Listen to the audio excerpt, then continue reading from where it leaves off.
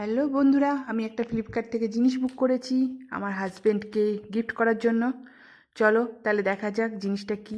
আমি তাড়াতাড়ি করে এবার খুলে ফেলি। আমি তো খুব চিন্তায় আছি জিনিসটা কেমন হবে, কেমন লাগবে।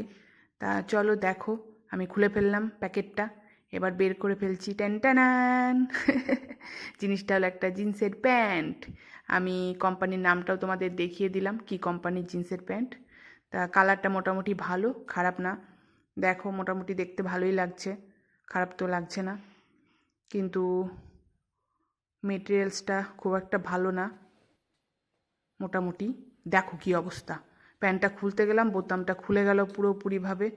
কি অবস্থা, কীরকমভাবে লাগিয়েছে দেখো, পুরো ভাঙা টাইপের।